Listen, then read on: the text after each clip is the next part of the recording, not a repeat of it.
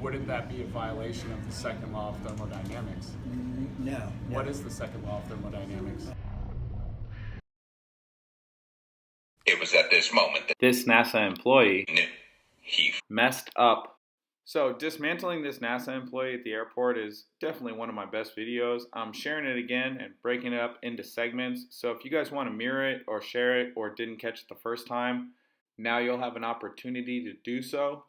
Thanks so much for watching. Love you guys. Enjoy the video, please. There's pressure. Just so you guys know, that's a NASA employee reading NASA documents I spotted at the airport. And, Yeah, and NASA right. claims that it rests against a boundary of space that's a 10 to the negative 17 torque. Yeah, you know, the atmosphere is pretty thin. Oh, it's pretty thin. Good to know. And at a certain point, it just gets very, very, you know, it just So it dissipates. goes from very thin. It's thick nearest the surface, and then it attenuates as you get farther and farther out in space into the vacuum space. So we got 14.7. So you're saying we have no barrier between our pressurized atmosphere and the vacuum of space. But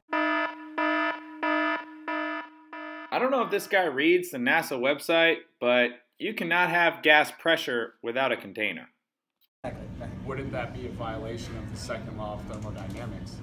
No. What is the second law of thermodynamics? I can't remember. So This NASA employee doesn't know the second law of thermodynamics? Well, you could have fooled me. He looks like he's in his prime. you know that it's not a violation, but then I asked you what the second law of thermodynamics is, and you couldn't tell me. Laugh it up, big guy. Well, The second law of thermodynamics Well, that was very convincing.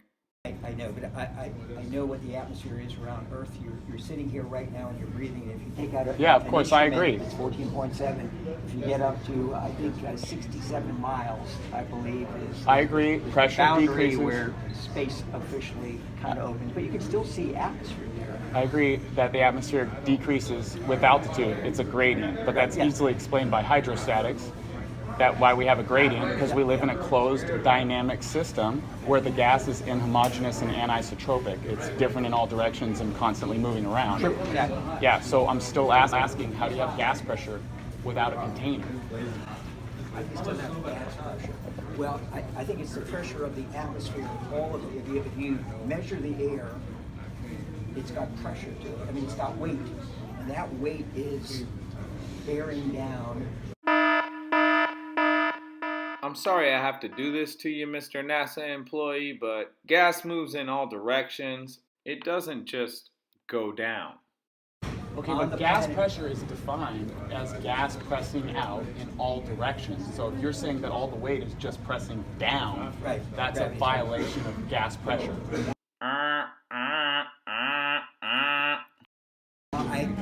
You know,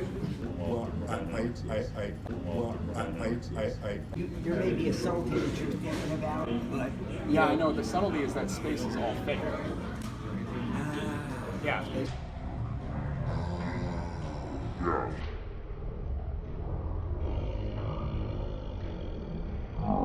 Well, I'm sure glad that NASA employee figured out that space is fake. I'll see you guys in the next heavily censored and demonetized video, and quick shout out to everyone who supports my activism and makes these videos possible. I love you guys. Deep under my bubble. Look, butterflies. It's hard to comprehend.